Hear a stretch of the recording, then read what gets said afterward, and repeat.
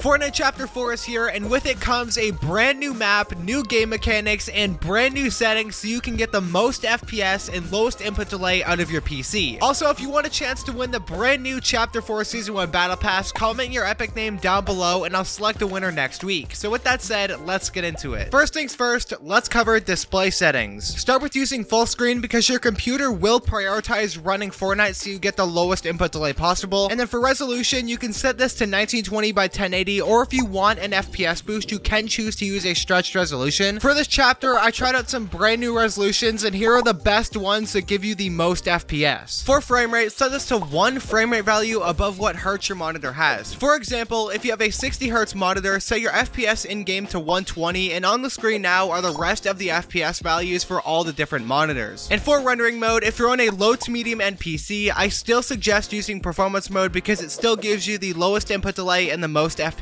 However, if you're on a high-end PC, I recommend using DX12 because it's optimized for high-end PCs to give you more FPS. Now for brightness and colorblind mode, this is the first season that I've ever suggested not using any colorblind mode or brightness enhancements. This is because this chapter is naturally super bright and vibrant, and can we all just collectively give Epic a round of applause for that? For graphics quality settings, let's change to DX11 and apply these settings because there's a ton more settings to cover in this chapter. Starting with anti-aliasing and super resolution, keep this off, and then for those of you who are struggling with game hedges and low frames this chapter, lower your 3D resolution down to 85% because I've found it help quite a bit in boosting my FPS. Then of course turn shadows off, and then these two new settings, global illumination and reflections, they should both be turned off because they both will reduce your FPS. Then for view distance, I recommend using medium because you can see everything from a very nice distance, and having view distance on medium, it's not going to noticeably affect your FPS. And then have your texture set to low, and then for the two high-res settings, I suggest turning both of these off, especially if you're already having FPS issues. And then finally, put effects and post-processing both on low. With Chapter 4 brought a brand new reticle and damage system, and lots of people are confused on how it works and what the best settings are to use, so let me go ahead and show you. Obviously, for the first setting, you want to have your reticle turned on. This just gives you the reticle so you can aim at other players. The next setting, reticle ammo indicator, basically shows you how much ammo you have left in the chamber. This one is up to you, but I personally have it on. Now for damage numbers, there's cumulative, which does the math for you when you shoot at other players so you know exactly how much damage you've done to another player. This is extremely beneficial in competitive situations because you don't need to mentally add up all the damage you've done to other players in an endgame. And then there's list, which is the old damage number, which lists how much damage you've done to a player, but it basically just lists it one by one and doesn't add it up. I personally use cumulative, but again, what you use is up to you. And for reticle damage indicator, this just puts a bunch of unnecessary stuff on your screen, which just gets in the way when you're in a fight, so I recommend keeping this off. Finally, for target type indicator, which pretty much gives you a red indicator when you shoot someone, I personally don't use it, but it's not going to make much of a difference if you do or don't. Quickly, let's talk about HUD scale because this chapter, your HUD scale is going to affect how large your damage numbers show up. So if you use a low HUD scale this chapter, it's going to be hard to see how much damage you've done to people, so I recommend bumping it up to around 85 or 90 so you can see how much damage you're actually doing. So that's pretty much it for all the settings today, guys. Be sure to comment your epic name down below for a chance to win the brand new Chapter 4 Battle Pass, and as always, stay safe and take care.